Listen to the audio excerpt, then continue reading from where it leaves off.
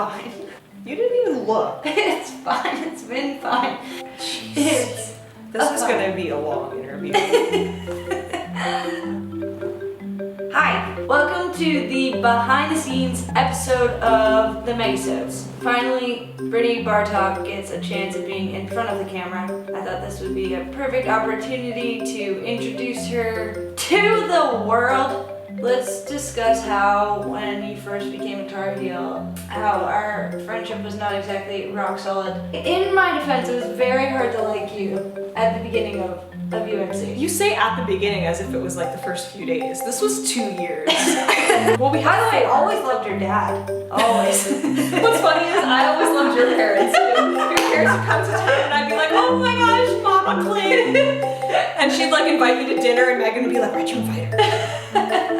Like, this is the epitome of our relationship. We did this drill with Anson, or 2 cones about 10 yards apart, and then you have to dribble in between them figure-8 style. And while you're doing that, it's a race against all these other teams. So you would do 8, and then Brittani would do 8, and then I would do 7, 7, 6, 6, so on and so forth, down to 1. Whoever got there first won. So Anson told me my junior season that Brittani was going to be on all of my teams because he thought that it would help me become a better leader, a better human, and just a better soccer player in general. So Anson and I had a pretty large fight about this for a while because I love Brittani. She's one of the most talented soccer players that I've ever met, but when it came to like the work longer than 2 minutes thing, she struggled.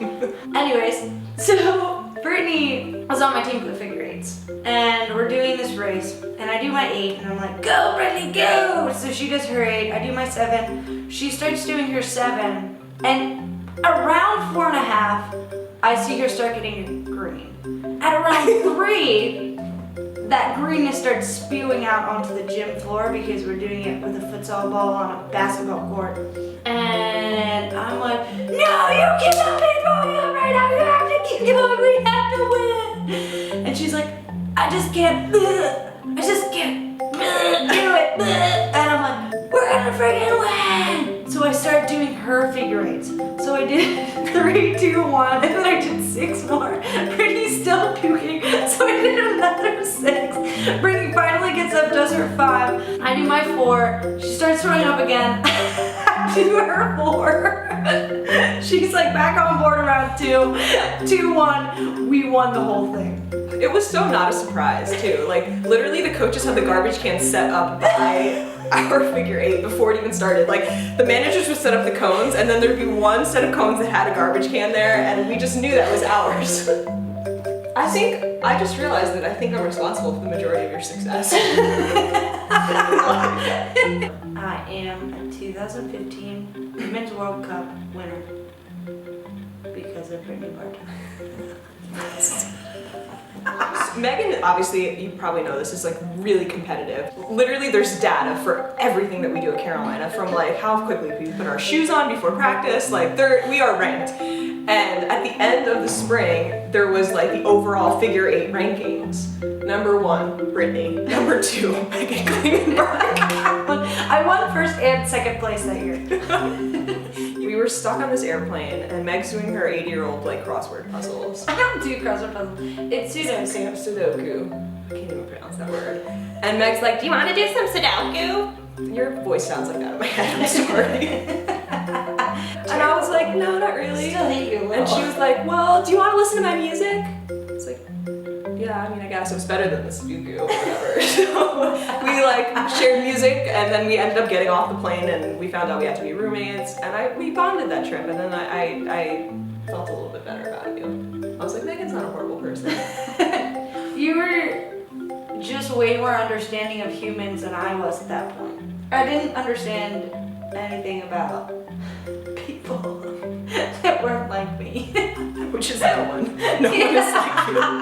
I didn't understand humanity at all. It's cute. We've come a long way. Well, sometimes at 3 a.m. when I can't sleep, I will text Megan some idea. And to be completely fair... By the way, I'm sleeping totally sound. at 3 a.m. Yes. Well, in the morning you wake up and she just basically tells me it's a bad idea every time. But yeah, we end up doing almost all of them.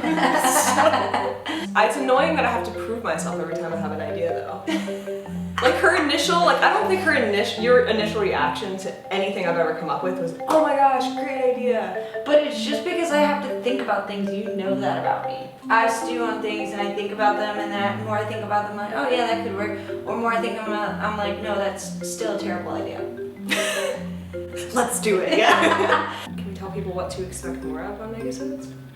Or the fact that we actually have no idea where this is going ever, which is the truth. That's what honestly, I would like to say while we're on camera and talking about this, that anything that you guys want to see, anything that you think is cool, anything that would be funny in your eyes that's totally appropriate, just send us a tweet, #MEGisode, Britt reads them all. We will vet some ideas, and definitely if you give us a good idea and we use it, we'll give you a little shout out in the video. Oh, I freaking love you. It was almost the nicest thing you've ever said to me. On this portion of the MEGisode, in our debut vlog, I wanted to ask Brittani Bartok some personal questions. Brittani, what's your favorite color?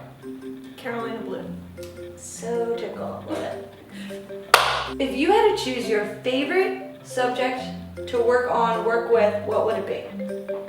I feel You- like You you're don't gonna, have to say me. But she should. I just feel like you're gonna hold this answer over my head for a very long time when I admit it. What? It's you, Megan. She's lying. She just wants a raise. That's so cute. Now they know you pay me. Thanks a lot. Signing out. Klingberg and Bartok. Hiya!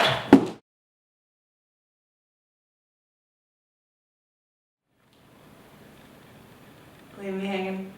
Awkward.